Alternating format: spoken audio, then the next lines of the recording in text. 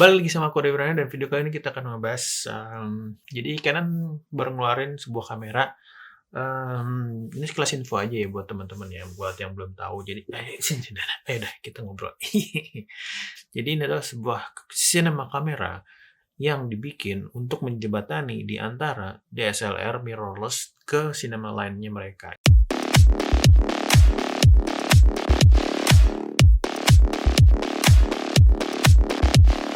Nah, jadi sebuah kamera yang digadang-gadang, bukan gadang-gadang, memang sudah officially rilis, dan ada beberapa channel YouTube di luar yang udah ngebahas juga dan udah kasih lihat contoh image-nya juga. Jadi kalau yang belum tahu, Canon itu punya cinema line, cinema kamera mereka yang dari si 100 sampai si 500. Ada juga yang seri mirrorless mereka, R, dari R, terus R5, R6, terus RP, terus ada seri SLR. Nah, kalau SLR kan paling tingginya 1DX Mark III. Nah, 1DX Mark III paling tinggi, terus R, R5, R6 itu di bawahnya R5. Nah, sebenarnya kenapa Canon mengeluarkan C70 ini? C70 ini lebih ke kayak ya buat yang baru masuk ke dunia sinema, beneran sinema, mereka pakai ini untuk menjembatani yang dulunya pakai mirrorless. Jadi ya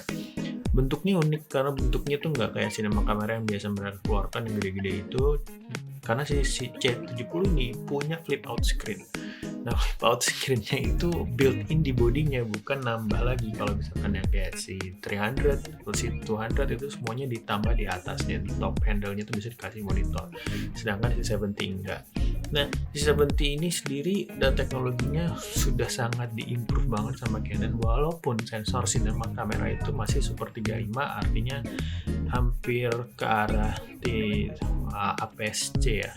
Ya, jadi lebih ke APS-C. Nah, Canon klaim dia punya sensor dengan dual gain output, di mana itu bikin dynamic range-nya lebih lebar sampai dengan 16 stop. 16 stop.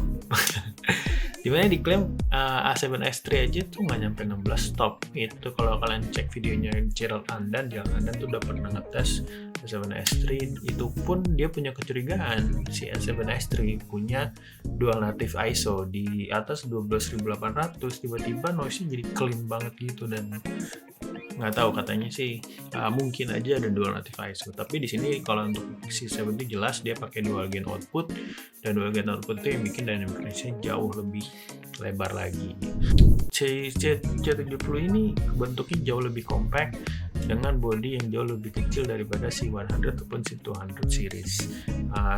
Nah, yang bikin menarik adalah si C70 ini dia punya mountnya adalah RF mount yang sama dengan yang aku pakai sekarang ini. Canon R dia punya RF mount. Nah, RF mount itu kenapa dipakai di cinema line akhirnya, walaupun ya mungkin harus tetap adapt kalau pakai PL atau lensa sinema, tapi Canon menganggap ini satu terobosan baru karena RF itu flange distance-nya tuh pendek banget, yang bikin memungkinkan mereka bikin body yang jauh lebih compact. Jadi semua fitur bisa dimasukin, bikin lebih compact karena dia tidak membutuhkan adanya room untuk mirror ataupun untuk yang lain. Jadi flange distance-nya sangat pendek. Nah, ini memungkinkan si C70 jadi lebih portable untuk dibawa-bawa sebagai sebuah cinema kamera. Nah, selain itu si 70 ini juga dibekali oleh dual pixel CMOS autofocus seperti cinema line yang lain, tapi dia bisa menjalankan ini di 120 fps dan 180 fps dalam format DCI 2K. Nah, menarik sih sebenarnya si 70 ini. Cuma kalau aku pribadi ngelihat ini sebagai suatu hal yang mungkin bisa jadi on par sama dengan si Canon R5. Nah, R5 sendiri positioningnya di mana gitu kalau misalkan si 70 ini keluar, tapi ya who knows gitu, hidung siapa kita nggak ada yang tahu kan. Tapi akhirnya si 70 ini banyak banget mendapatkan respon yang bagus di khalayak ramai kan, banyak ya, karena aku pun berkiblat ke youtuber di Kanada lebih banyaknya daripada yang di US. Dan di Kanada itu kan ya ada orang-orang yang mereka juga banyak hype-nya ke C70. Bahkan Peter juga sempat nge-tweet kalau dia udah megang C70-nya, sampai si Chris sama Matty juga pengen nyoba. Tapi intinya C70 ini bikin Canon lebih greget lagi karena dia tahun ini udah ngeluarin R5, udah ngeluarin R6, ngeluarin C70. Akhir tahun harusnya ada keluar lagi, cuma nggak tahu apa. Nah, itu akan jadi satu pukulan besar di market kamera saat ini gitu, sangat menarik. Karena kayak Fuji aja baru ngeluarin X-T4 terakhir, setelah itu belum ada lagi. Apakah medium format dia keluar? Belum. Terus Lumix baru ngeluarin S5 itu kentang banget, kalau lihat dari review juga kentang banget, nanggung banget. Karena dari yang aku tahu, dari yang aku baca, dari yang aku hubungin orang-orang, teman-teman, bahwa sebenarnya Lumix juga sedang ada project, some kind of secret project buat bikin teknologi autofocus yang baru, karena di mereka jauh ketinggalan, dan akhirnya S line mereka yang punya L-mount Alliance itu jadi agak keteteran. Jadi ya gimana gitu, apakah Lumix bisa mengejar ini dengan S line yang baru? Terus Nikon udah jelas nonton videonya Jared Polin aja, Nikon tuh aduh kasihan banget, dihujat mulu, nggak dihujat sih, maksudnya dikritik lah, dikritik lebih supaya lebih bagus.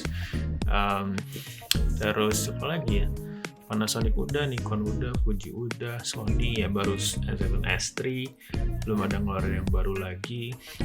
FX9 udah lama keluar tapi ya belum ada cinema lain baru lagi sama Sony.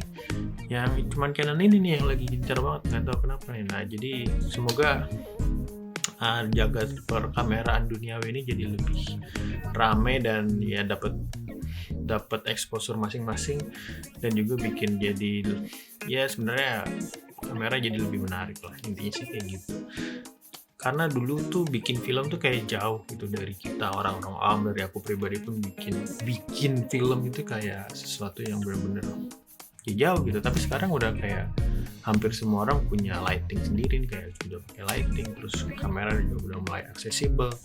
Dan gimana nih dunia perfilman sekarang atau dunia per content creation kayak aku bikin sekarang itu gimana masuknya, dan ketika itulah si pabrikan kamera melirik dan wah ini market nih, ayo kita bombardir dengan produk-produk gitu.